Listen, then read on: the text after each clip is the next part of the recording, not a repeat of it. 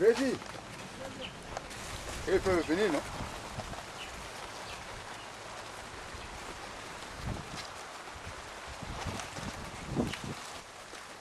Ah, je vois vous travailler, vous êtes dans les champs. Je vois beaucoup de plantes ici, des ananas, des bananes, beaucoup de choses. Vraiment, nous sommes étonnés de voir des trucs comme ça ici au Congo. Vraiment, quelle idée, comment vous avez eu cette idée, comment toutes ces choses-là, essayez d'expliquer un peu. Bon, ici, nous sommes dans le village communautaire Andion Paris, Ouais. créé le 8 novembre 1994 Mhm. par le président fondateur de l'association Akono Gansu. Oui. Au Niger, sous le numéro 383/94. Nous sommes sur la nationale numéro 2, 103 km de Brazzaville, comme je viens de le dire.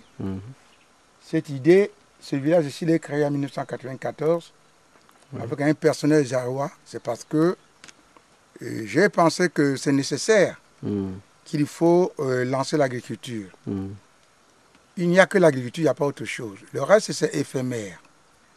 C'est pour cela qu'il faut un développement durable. Ce développement durable, à mon avis, c'est il n'y a que l'agriculture. Prenez le cas de la Chine, qui est un pays développé. Et bientôt, ils vont atteindre 2 milliards. Ils ne vivent que de l'agriculture. Maintenant, si les gens pensent qu'il n'y a que le pétrole, à mon avis, le pétrole, c'est éphémère. Mais comme la terre elle-même, elle ne ment pas, et la terre ne mentira jamais, la terre, c'est comme le Seigneur. Dieu ne ment pas, mais avec le Seigneur, il faut être patient. Il faut patienter. Parce que le problème, c'est que le Congolais ne peut pas être patient. Le Congolais aime le plus souvent les facilités. Mais les facilités, ce n'est pas tout le monde. Il y a ceux qui sont décidés à faire l'agriculture. Et dans l'agriculture, il faut la persévérance. La persévérance parce que ça met du temps. C'est pour cela que nous plantons. Et par étapes, il y a ce que nous plantons, par exemple, à court terme, le maïs, et les arachides, les patates douces, pour nous permettre de vivre et payer le personnel. Et si nous avons démarré dans un premier temps avec un personnel d'appui, 20 travailleurs. Les 20 travailleurs confondus, il y avait les femmes, il y avait les hommes. Mais malheureusement, la guerre du juin 1900, la guerre du 5 juin, nous a mis dans les problèmes parce que nous avons perdu 30 hectares. 30 hectares que nous avons perdus, ça nous a reculé. Et ça a rabaissé même l'organisation. Comme c'est une association de développement agro-pastoral, fondée par le président fondateur Akono Gansu, nous avons pensé qu'il fallait donc persévérer et l'endurance pour relancer les activités. Et nous sommes endettés, et si bien que maintenant je crois qu'il y a l'espoir. Il y a l'espoir parce que vous voyez comment ça pousse. Et l'agriculture, ce n'est pas seulement le manioc. Il faut planter tout. C'est un ensemble. On ne peut pas travailler en singleton. Il faut travailler ensemble. C'est pour cela que ce village s'appelle village communautaire Andion Paris. Andion, c'est mon village natal. Paris, parce qu'ici, il y a la fraîcheur. Communautaire, parce que c'est un ensemble. C'est une communauté qui s'organise pour aider les autres. C'est pour cela qu'aujourd'hui, vous voyez même l'avancement des travaux, par exemple. Mais nous allons faire plus, parce que ça, c'est un départ.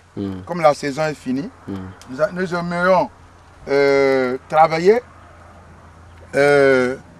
séparément, c'est-à-dire à la longue, on va séparer les arbres fruitiers à part, les ananas à part et les bananiers à part. Mais certainement, vous allez me poser une question, à mon avis, qui ne sera pas pertinente, parce que vous allez dire pourquoi, et si la majorité des arbres, c'est les arbres, les avocatiers. Les avocatiers parce que, à la longue, nous allons transformer. Les avocatiers jouent un rôle important. Allez-y. Les avocatiers jouent un rôle important. Les avocats, non pas seulement pour manger, on peut transformer parce que d'ici peu, vous allez voir sur le marché apparaître, sur la base des avocats, le lait de ça. Et puis, pour l'instant, vous avez les ananas, vous aviez des bananiers. Et nous avions prévu 3 hectares de bananiers, 3 hectares d'ananas. On va les séparer. Ici, il va rester seulement le verger. Et ça sera seulement le verger, parce qu'il faut séparer.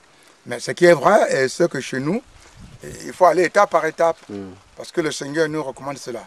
On ne peut gagner la vie, ce n'est qu'avec la sueur du front. Nous n'avions pas... Le Seigneur lui-même, d'ailleurs, c'est le Père des orphelins. Matthieu 7 et 8, le Seigneur a dit, commence, je vais vous aider.